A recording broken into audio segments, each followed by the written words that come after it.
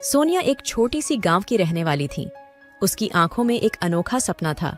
वह रात के चांदनी में खोई रहस्यमयी कहानियों की खोज करना चाहती थी। एक दिन उसने अपने दोस्तों के साथ एक जंगल का सफर करने का निर्णय किया। रास्ता बहुत ही घना था और जंगल की गहराइयों में वे अज्ञात की ओर बढ़ रहे थे।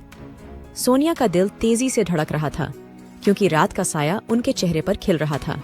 अचानक वे एक गुमनाम हवेली के सामने पहुंचे। हवेली का दरवाजा खुला हुआ था और सोनिया ने अपने दोस्तों से कहा, चलो इसे अंदर जाकर देखते हैं। हवेली के अंदर एक पुराना संगीत सुनाई दे रहा था। सोनिया ने एक कमरे के दरवाजे को धीरे से खोला और उसे देखकर वह अचंभित रह गई। एक छोटा सा बच्चा एक पुराने खुले किताब को पढ़ रहा था। सोनिया ने पूछा, तुम कौन हो?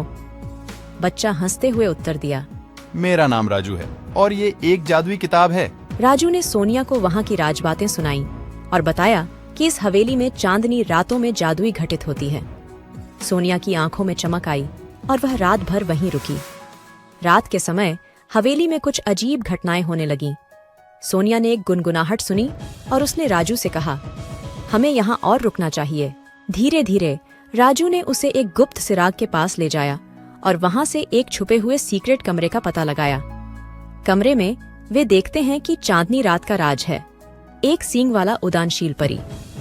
यह रहस्यमय कहानी ने सोनिया को उसके सपनों की पूर्ति की दिशा में एक नया कदम बढ़ाने का साहस दिया और रात के राज को खोलकर उसे अपने जीवन का एक नया पेज दिखाया।